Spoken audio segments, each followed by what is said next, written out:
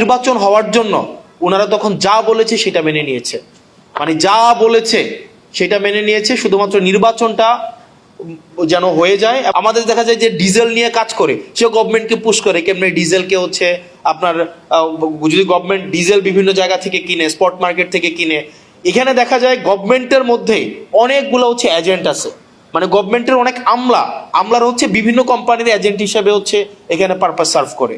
এবং এটা খুবই আমাদের জন্য দুঃখজনক। আমাদের আমলাদের মধ্যে অনেকেই, সব আমলা না, অনেক আমলা হচ্ছে দেশপ্রেমিক, অনেকরা হচ্ছে স্যাক্রিফাইসিং, কিন্তু অনেক আমলাও আছে তারা সরকারি চাকরির এই ট্যাগটাকে ব্যবহার করে বেসিকলি বিভিন্ন কোম্পানির পারপাস সার্ভ করে, এবং গভর্নমেন্টের পলিসিতে তারা তাদের ব্যক্তিগত এজেন্ডাকে পিনাট্রেট করার চেষ্টা করে। তো সেই জায়গা থেকে আমরা যদি এনার্জিতে ডিপেন্ডেন্ট হইতে চাই, আমাদের বিভিন্ন স্টেক হোল্ডারদেরকে নিয়ে আমাদের অবশ্যই আমাদেরকে রিনিউয়েবলসের মধ্যে যাইতে হবে। রিনিউয়েবলসের মধ্যে যদি আমরা যাইতে পারি, তাইলে হচ্ছে আমরা যদি এটাকে ডাইভার্সিফাই করতে পারি, আমাদের অ্যাটলিস্ট 7 গিগাওয়াট থেকে 9 গিগাওয়াটে আমরা যদি এটাকে আপলিফট করতে পারি, তাইলে আমাদের যেই মানে ইন জেনারেল যে ডিমান্ড আমাদের প্রত্যেক বছর থাকে, এটাকে আমাদের মিট করা অনেক বেশি সহজ হবে।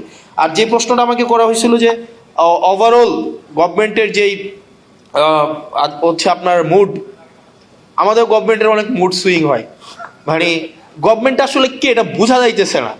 মানে এটা আসলে হাসিনার সময় না একটা বোঝা যাইতো যে ডিসিশনটা দিন শেষে কে নেয়।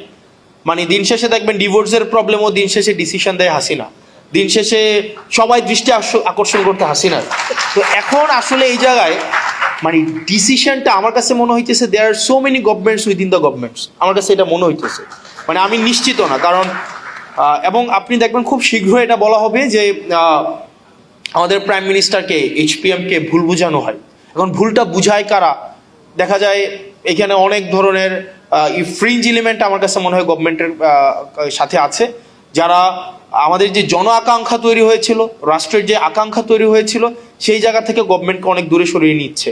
এবং এখানে আমাদের যে সংস্কারের ইনস্টিটিউশনাল আমাদের ইন্ডিপেন্ডেন্ট হওয়ার কথা ছিল, আমাদের জুডিশিয়ারি হচ্ছে ইন্ডিপেন্ডেন্ট হওয়ার কথা ছিল, আমাদের বিউরোক্রেসির জায়গায় হচ্ছে একটা মেসিভ একটা আমাদের এটা হচ্ছে রিস্ট্রাকচার হওয়ার দরকার ছিল, আমাদের পুলিশ সংস্কার কমিশন হওয়ার দরকার ছিল।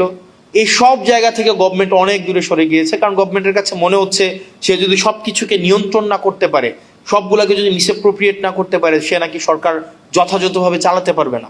এখন আমার কাছে ম্যাডাম খুব ভালো বলেছেন কিছুক্ষণ আগে যে শেখ হাসিনা থেকে তো সবচেয়ে বেশি হচ্ছে মানে সেন্ট্রাল একদম সবকিছুকে সেন্ট্রালাইজড করা, হাসিনা কেন্দ্রিক যেভাবে সবকিছু সেন্ট্রালাইজড হয়েছে, এর থেকে শক্তিশালী তো আর কেউ থাকে নাই, আর কেউ